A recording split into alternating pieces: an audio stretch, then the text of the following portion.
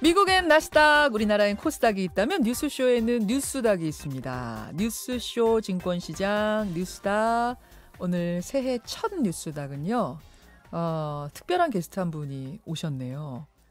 민주당의 이재정 의원 어서 오십시오. 네, 안녕하세요. 새해입니다. 새해 첫날부터 이렇게 우아하게 차려입고 와주셔서 감사합니다. 아, 우아한가요?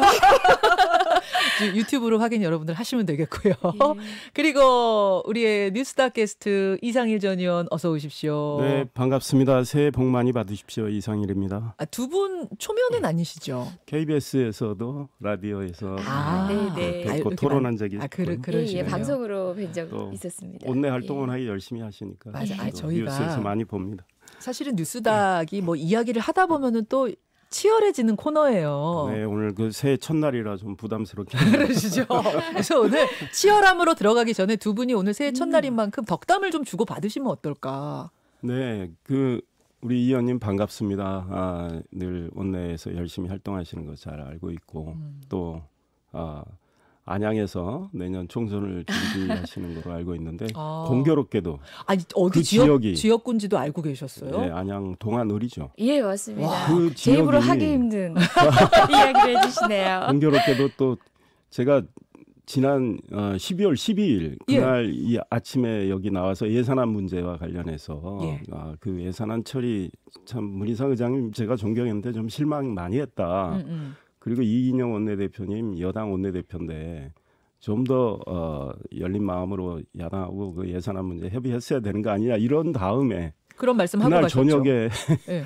그 우리 이재정 의원님하고 아마 결혼 가능성이 상당히 높은 지금 심재철 한국당 원내대표 거치면서 여기 원내대표 비서실장이 출시된 상황입니다. 네. 그러니까 잠깐만요. 지난 뉴스닥 출연하고 지금 2주 만에 나오셨는데 네네. 그 사이에 변화가 변화가 생기셨어요. 있었습니다. 네. 심재철 자유한국당 원내대표 비서실장이 되신 거죠? 네네네. 와, 근데 그 심재철 원내대표 지역구에 이재정 의원이 예, 출사표를 도전입니다. 도전. 예, 도전. 묘한데요, 이거. 그런데 뭐 네거티브 거의 없이 네. 아주 선의의 멋진 경쟁을 하면 그것도 우리 선거사의 한 모델이 될 수도 그럼요. 있죠. 네. 네. 아유, 좋습니다. 덕담 감사합니다. 저도 뭐 늘 TV에서도 뵙고 또 날카롭게 우리 정치권의 요소요소들 짚어주시는 모습 보면서 직접 정치의 주역으로 활동하시는 모습 보면 좋겠다라는 생각하는데요. 새해에는 뭐 계획이 있으신지 아닌지 전 잘 모르지만 그런 계획 세우셔서 국민께 또 역할을 하시는 모습 보여주셔도 좋겠다 생각 들고요. 저도 응원드리겠습니다. 야. 감사합니다. 새해 첫날부터 그냥 큰 축복받은 느낌입니다. 말 나온 김에 총선 출마 계획을 세우셨습니까, 이상일 전 의원? 저는 아직 불투명합니다. 왜냐하면 제가 용인에 살고 있는데 과거에 용인에서 활동했고 또 선거에 출마한 적도 있고 한데 지금 이제 졸지에 그 뭐 당이 어려운 상황에서 국회 상황이 뭐 아직도 많이 남았단 말이에요. 검경 수사권 조정안 문제도 남았고 또 뭐 민생법안 처리할 것도 꽤 있습니다. 그래서 이 그 원내대표 하시는 일 도와드리는 게 일단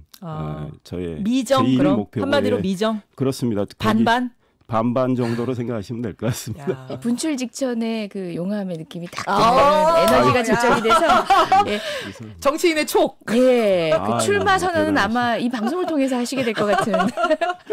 자, 이렇게 덕담을 우리가 훈훈하게 주고받았어요.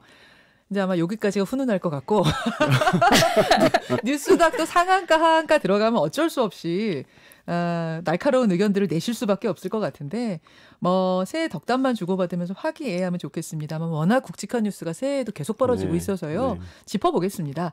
상한가 하한가 뭘 골라오셨을지.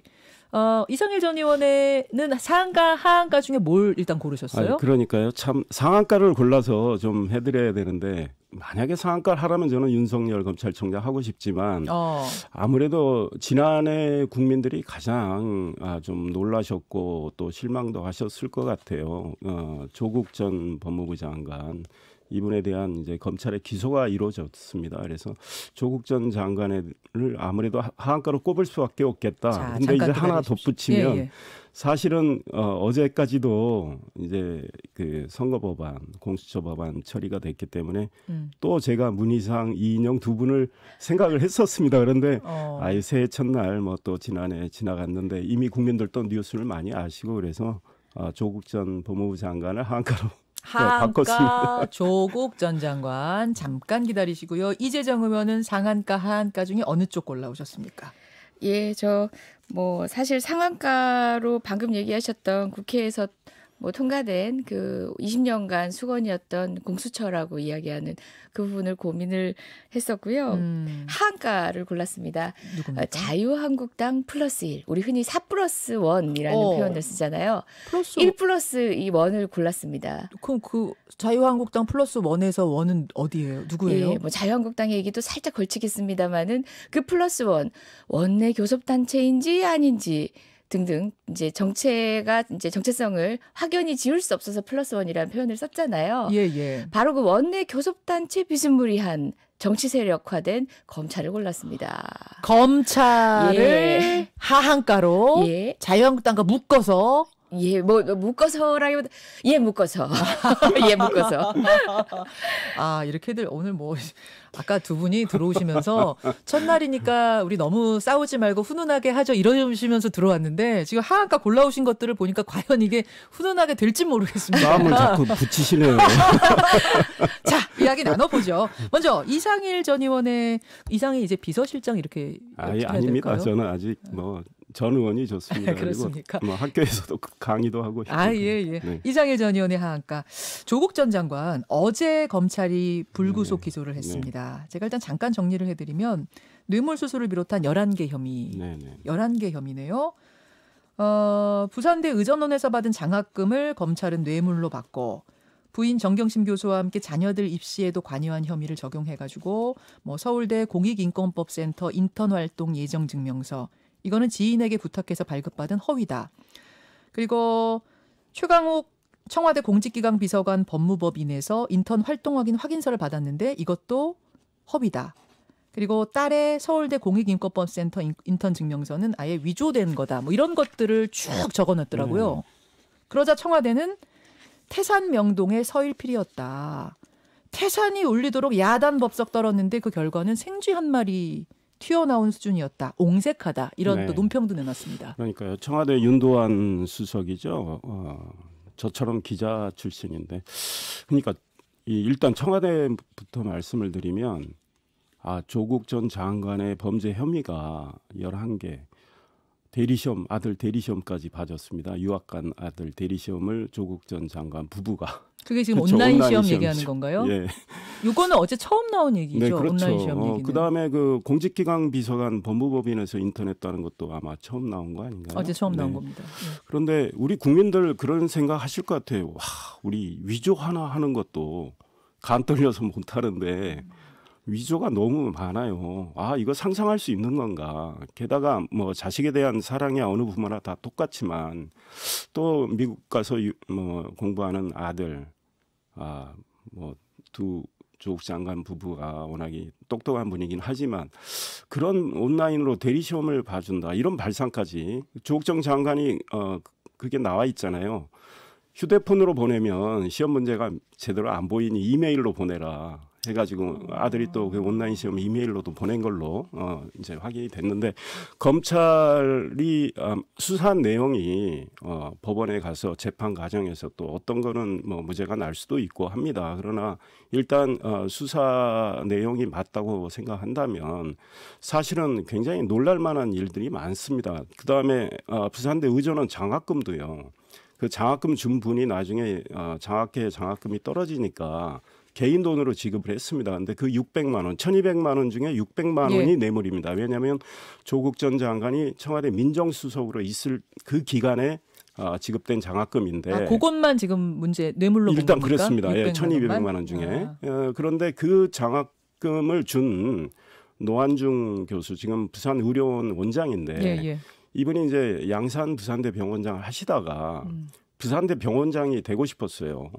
그런 취지에서 장학금을 준 그 내용도 좀 나와 있고 그래서 뇌물이다라고 그다음에 본 겁니까? 부산대 병원장은 청와대 민정수석이 검증하는 자리이기 때문에 그분이 그런 취지로 장학금을 줬고 그다음에 조국 전 장관이 장관에게 그분이 이렇게 이야기하죠. 이 딸에 대해서 내가 장학금 주는 건 일단은 좀 다른 학생들에게 알려지면 문제가 될 수 있으니 좀 비밀 유지를 해달라 이런 내용까지 나왔다면 조국 전 장관은 다 알고 있었던 거죠. 그다음에 이제 코링크피 그 사모펀드와 관련해서 정경심 이제 아내죠 교수가 조국 전 장관에게 이 인감도장, 인감증명서 하나 만들어라 투자용. 네. 그러니까 조국 전 장관은 국민 앞에서 거짓말한 것들이 너무 많아요. 자, 그러니까. 일단 여기까지 듣고 또 한 말씀만. 예. 근데 청와대가 이런 혐의에 대해서 국민은 상상하기 어려운 여러 가지 일들을 했는데 이게 태산명동의 서일필이다. 겨우 해가지고 이거냐. 청와대의 범죄 혐의에 대한 문제의식이 고작 이거냐 이거죠. 그러면 공수처가 되면 이 정도는 별거 아니야 하고 다 덮을 가능성이 있어요. 네. 그런 의미에서 문제가 있다. 이재정 의원님. 이재정 출연하고 있습니다. 졸은 것 같죠? 잠시 자고 있었습니다. 지루했어요. 죄송합니다. 왜냐하면 이게 지난 7월 말 8월 초부터 언론 그 메인 타이틀을 다시 한번 흐른 듯한 그런 이제 리뷰하는 느낌이 드는 그런 공소장이었어요. 이 얘기가 뭐냐면 이걸 지금 사실로 전제하고 어쨌든 말씀을 하셨는데 실질적으로 언론 보도를 통해서 그 쏟아지는 언론 보도를 통해서 그리고 당사자들의 해명을 통해서 또 후속타 취재를 통해서 사실상 혐의가 복멸된 이제 법률용어로 따지자면은 이제 입증되었고 극복했다라는 취지의 얘기인데요. 복멸. 예, 복멸된 그런 내용들이 고스란히 다시 데자뷰 다시 등장했습니다.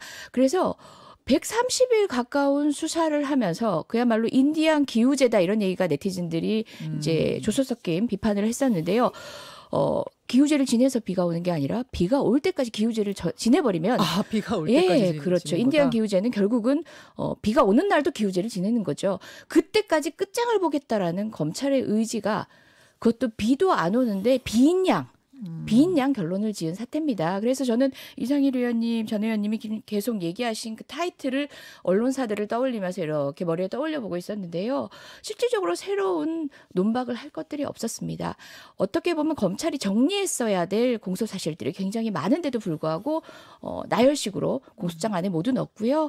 검찰이 스스로 민망한 당군 이래로 이렇게 민망한 공소장이 없었을 것 같다라고 생각했던 게 정경심 교수의 그 처음 표창장 위조 공소장 아니었습니까? 사실상 공소 취소를 해야 되는 공소 기각 사유가 명백한 공소장인데도 불구하고 그거 유지한 채 그것과 양립할 수 없는 또 다른 기소를 하는 방식으로 지금 자신의 체면을 억지로 이어가고 있는데요. 유지하고 있는데요.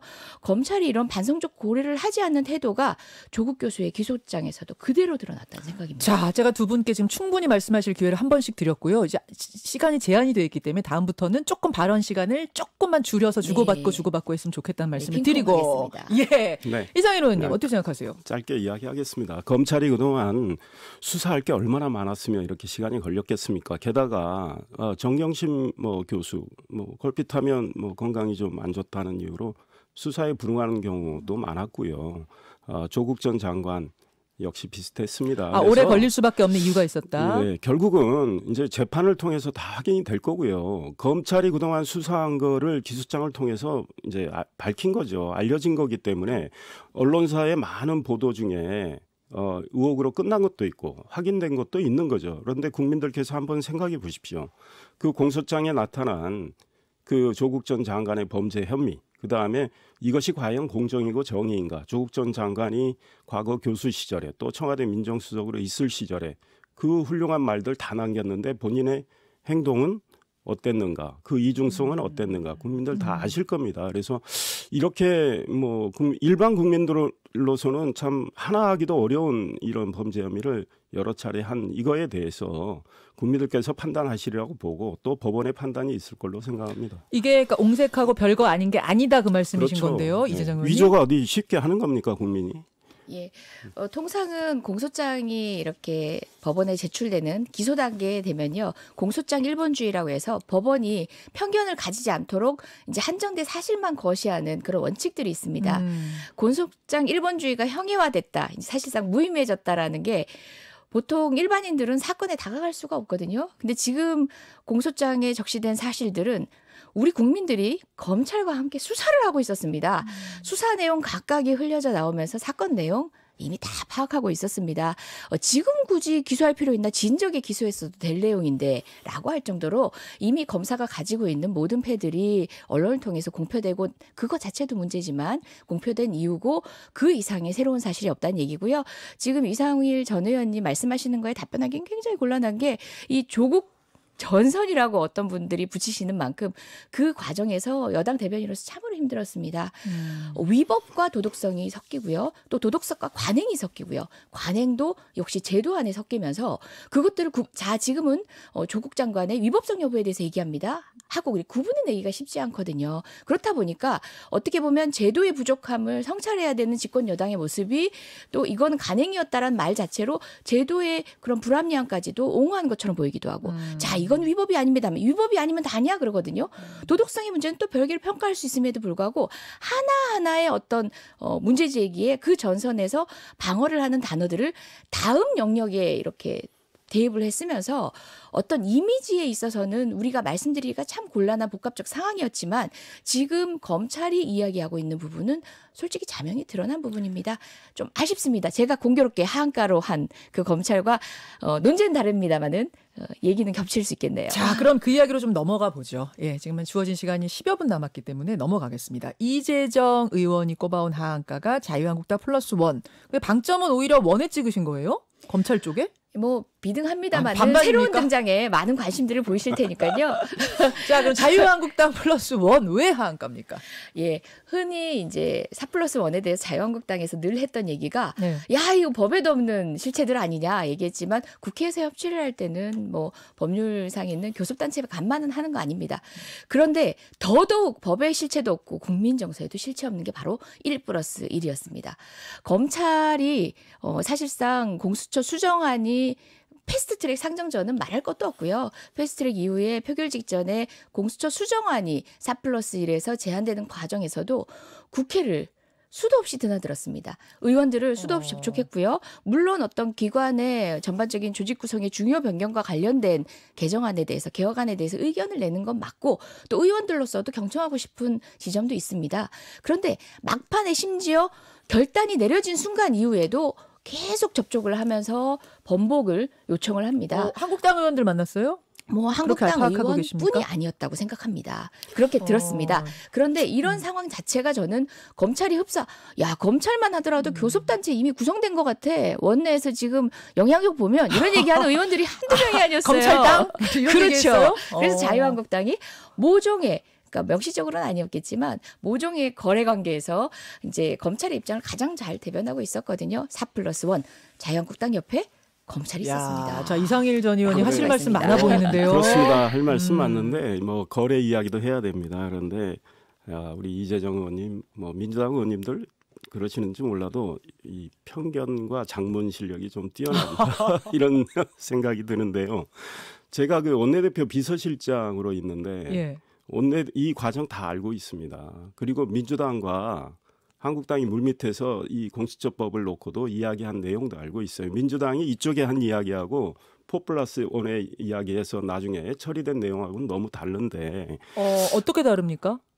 뭐 민주당이 한국당 쪽에 처음에 이야기하고 계속 서로 이야기했던 거. 한국당은 이제 공수처 자체가 위헌성이 높다고 해서 이 기구는 설립되면 안 된다는 입장은 근본 입장을 갖고 있었죠. 그런데 민주당의 아마 이원욱 수석 이제 수석 부대표, 뭐 이인영 원내대표도 다 아십니다. 한국당의 한 내용, 뭐 한국당의 김재원 정책위 의장이 또 의총에서 밝힌 적도 있죠. 물밑에서 접촉을 했는데 고는희 바른미래당 의원 안보다도 훨씬 완화된 안입니다. 그런데 권은희 수정안보다 더 완화된 통과된 안을 제시했었다고요? 고는희 의원 안은 부결이 됐고. 그럼 그 안을 제시하면서 그럼 한국당 들어올 수 있으면 이걸로. 근데 한국당 공수처는 가겠다, 이런 결국은 설득? 살아있는 권력의 범죄를 특히 대통령 주변에 또 측근들의 범죄 혐의를 제대로 수사하기 어렵다. 이것 때문에 반대를 했고 결국은 그렇게 내걸었죠. 플래카드에 문재인 정권 범죄 은폐처가 될 거다. 그래서 공수처는 또 반헌법적 기구고 그래서 우리는 이걸 찬성할 수 없다는 입장이었고요. 검찰은 좀 다릅니다. 검찰이 한국당 쪽에 도와달라고 이야기했는지는 민주당이 밝히셔야 되겠죠. 제가 알기로는 없는데 개별적으로 검찰 출신 의원들한테는 뭐 연락을 했는지 모르겠습니다. 그런데 검찰 윤석열 총장도 밝혔죠. 검찰은 처음부터 공수처 찬성한다. 한국당은 처음부터 반대예요. 그런데 검찰이 한국당에 무슨 손을 내밉니까? 만약에 내민다면 바른미래당이나 민주당을 제외한 다른 소위 정당들 네. 이쪽에게 도와달라 권은희안 정도로 좀 하게 해달라고 했을지는 몰라요. 그런데 검찰이 그쪽에 그런 이야기를 했는지는 모르지만 공수처를 찬성한다는 검찰과 공수처는 결코 안 된다는 한국당이 어떻게 1+1으로 4+1처럼 짝짝꿍이 됩니까? 말이 안 되잖아요. 예. 묶는 거 기분 나쁘다 이 말씀이신 건데. 검찰과 묶이는 게 기분 나빠지는 그 어떤 지점에 있어서는 좀 정서적 공감이 있는 것 같습니다. 검찰에 대한 어떤 우리 통제의 필요성에 대해서 공감을 하고 있는 느낌이 들고요. 어찌되었건 검찰이 외부적으로 공수처를 찬성했다라는 이야기, 외부적으로 뭐 그런 언급을 윤석열 총장이 한 적은 있습니다만은 거기에 동의하는 국민들은 없을 겁니다. 검찰은 공수처만이 아니라 검경 수사권 조정 그 총체안에 대해서 반대의 입장을 늘 직간접적으로 표시를 해왔고요. 그리고 마지막에 검찰과 이제 자유한국당이 뭐 어떤 시쳇말로 흔하게 뭐 회의나 소통, 의사소통이 긴밀해서 뭐 짬짬이를 냈다 그런 취지가 아니라 나름의 교감이 있어 보이는 행보를 보이고 있었다는 거죠. 검찰은 마지막 전선까지 저항하고 있었고 자유한국당 의원님들은 며칠 전 공수처 통과와 선거법 개혁 통과 당시에 선진화법 위법 상황을 보인 것처럼 4월에 패스트트랙 수사가 미진하다 보니까 다시 그런 걸 반복해도 검찰은 바로 수사에 착수하거나 그것을 위한 최종 결정, 뭐 기소 등의 결정을 하지 않을 것이라는 신뢰가 생긴 거죠. 그것이 왜 미뤄졌을까요? 했을 때 많은 사람들은 검찰이 추진하고 있는 이 공수처를 막아내겠다는 정치적 입장과 자유한국당의 검찰의 수사 대상이 된 이런 상황이 맞닥뜨려진 지점들이 있다. 우리 의원님 말씀 들으면 그 문재인 대통령이 윤석열 검찰총장 후보자를 지명했을 때 한국당 반대했어요. 청문 보고서 채택 안 했어요. 민주당 이분만이 검찰을 개혁할 수 있고 훌륭한 분이다 해서 그 수없이 많은 말씀들을 남겼죠. 그런데 이제 이분이 되고 나서 이 살아있는 현 정권의 권력에 대한 수사가 본인이 의도해서 수사한 것도 아닙니다. 예컨대 유재수 감찰 무마 사건 같은 경우에 그 김태우 전 감찰반원이 고발해서 시작이 되고요. 예? 잠깐만요. 묵힌 사건을 조국 전 장관의 문제는 대통령이 법무부 장관 후보자로 지명하면서 문제가 시작이 되는 겁니다. 그런데 그렇게 수사가 시작이 되니까 굉장히 불편함을 민주당이 나타내고 또 청와대도 나타냈죠. 사실상 검찰에 대한 압박이죠. 그런데 대통령은 임명장을 주시면서 살아있는 권력의 범죄에 대해서도 철저히 수사해달라는 취지의 말씀을 하셨는데 그대로 하고 있는데 막상 하니까 검찰이 말 안 듣네, 불편하네 해서 이제 많은 소위 여러 가지 말씀들 하셨고 그럼에도 불구하고 대통령은 국민과의 대화에서 윤석열 검찰총장 신뢰한다고 그랬어요. 예. 근데 그 말씀이 진심인지 아닌지는 모르겠어요. 그 이후에 계속 수사가 진행되는데 오늘 뭐 우리 이재명 의원님 말씀을 통해서 또 확인할 수 있듯이 지금 민주당 여당입니다. 권력을 갖고 있는데 검찰 얘네들 좀 손봐야 되겠다. 추미애 법무부 장관 후보자 인사청문회에서도 그런 추미애 장관 후보자의 그 말씀을 통해서 검찰에 대한 많은 불만들이 나타났는데 검찰 개혁의 본령이 뭘까요? 10분 이제 알겠습니다. 지금 4분 남았습니다. 제가 참고로 말씀드리면 살아있는 권력의 범죄가 있다면 죽은 권력의 범죄가 있다면 알겠습니다. 소위 잣대를 똑같이 해서 철저히 수사하는 거, 성역 없이 수사하는 거, 특히 살아있는 권력 수사하는 게 더 중요하죠. 왜냐? 눈치를 보게 되니까. 그래서 검찰이 그 일을 하도록 놔두는 게 진정한 개혁이죠. 그런데 자꾸 압박을 합니다. 청와대 지금 수석이 어제 또 뭐라 그랬습니까? 조국 전 수석이 이미 나왔지만 그렇게 말씀하시면 안 돼요. 의원님.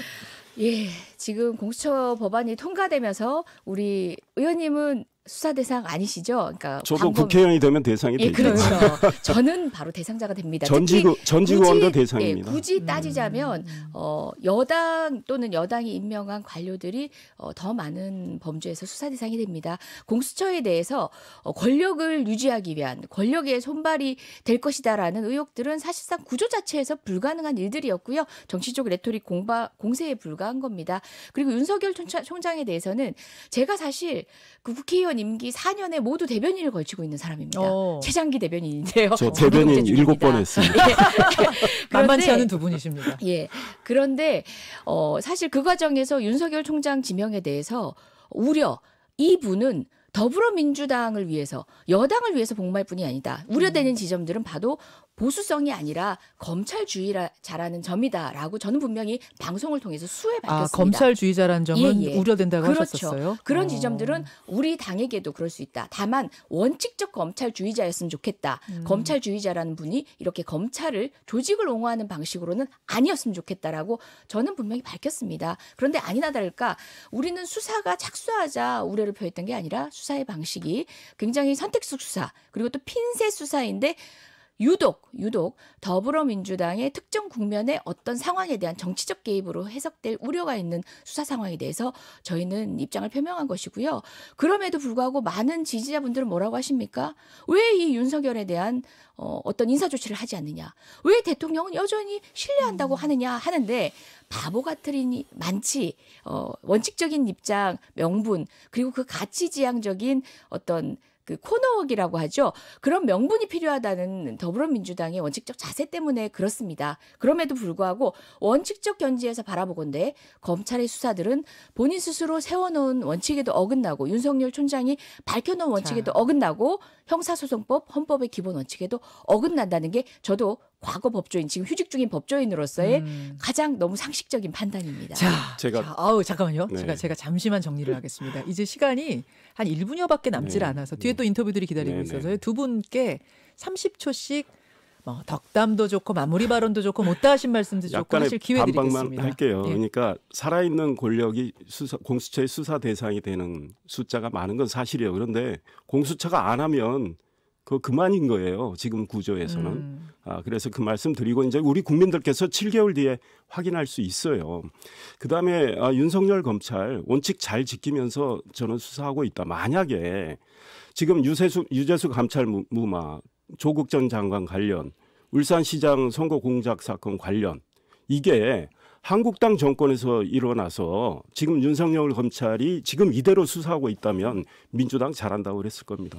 자. 이 의원님 30초요. 예, 제가 고시 공부하던 20년 전부터 바랬던 제도입니다. 공수처라는 거는 당리당략적으로 선택한 제도가 아니라 오랜 기간 숙성되어 온 국민이 바랬던 제도고요. 이 제도의 완성을 보면서 저는 이 제도가 불편한 사람들의 반응들 여실히 보고 있거든요. 국민들이 불편한 제도가 아닙니다. 이 제도가 두려운 사람들이 지금도 목소리가 커져가면서 이 제도를 매도하고 있습니다. 저는 권력이 늘 선일 수 없고 제도가 늘 선일 수 없고 그것을 통제하기 위한 고민들을 국민이 해왔고 이번 공수처 통과 역시 국민이 승리한 것이라는 생각입니다. 저도 국민들께 감시 받겠습니다. 기꺼이 수용하겠습니다. 자, 두 분 오늘 안 싸우신다면서요? 근데 싸운 게 하시다 아니라 보니까 또 치열해지셨어요. 아니, 서로의 주장을 예, 잘하셨습니다. 네, 서로의 감사합니다. 주장을 이야기하다 보면은 네. 부딪힐 수밖에 없는 문제들이에요. 잘 싸우는 게 중요한 거예요. 그럼요. 예. 예, 오늘 안 큰 싸우는 게 중요한 게 문제였기 아니라 때문에. 잘 싸우는 게 중요한 저는 거예요. 잘하는 게 더 중요한 것 같아요. 특히 권력을 가진 쪽이. 이상일 전 의원하고 이제 굿바이 시간을 잠깐 가져야 되거든요. 저희가 네. 이제 새해 개편과 함께 이상일 전 의원과도 오늘 인사를 나누는 시간이라 가시는 길 정말 바라시는 거 잘 이루시기를 네, 기원하면서 정말 보내드립니다. 감사합니다. 애청자 여러분께도 감사드리고요. 제 파트너였던 박용진 의원님 예. 한 2주 전에 먼저 떠났지만 지역구 활동도 하시고 네, 그러시느냐고. 그렇습니다. 제가 최근에 어느 라디오 방송에서 박용진 의원 의정 활동 정말 잘했다 이런 평가도 하고 그랬습니다. 우리 이재정 의원님도 열심히 하셨고요. 예. 하여간 내년에 소망 다 올해입니다. 소망 다 올해요, 이루십시오. 올해 생방송. 자, 이 의원님도 예, 새해가 바뀐 게 사실은 절감이 안 됩니다. 달력만 찢어졌을 따름이지 어제와 똑같은 오늘을 살고 있는 많은 시민들 계신데요. 그래도 조금 더 나은 시간 되실 수 있도록 정치권이 네. 피부로 느끼게 할 수 있도록 최선을 다하겠습니다. 다짐합니다. 예, 두 분 모두 다 맡은 역할 정말 열심히 해서 올 한 해는 이제 벌써 시작됐네요. 시작된 올 한 해는 더 밝은 사회, 더 나은 사회 만들어주시기를 당부드리면서 보내드립니다. 고맙습니다. 네, 감사합니다. 행복하세요. 우리 김현정 앵커께도 감사합니다. 고맙습니다. 예, 뉴스닥 이상일 전 의원 그리고 민주당 이재정 의원이었습니다. 김현정의 뉴스쇼는 청취자 여러분의 참여로 이루어집니다. 트위터, 페이스북, 레인보우 게시판, 그리고 단문 50원, 장문 100원의 유료 문자 샵 1212, 우물정 1212 통해 참여하실 수 있습니다. 김현정의 뉴스쇼, 여러분과 함께 만듭니다.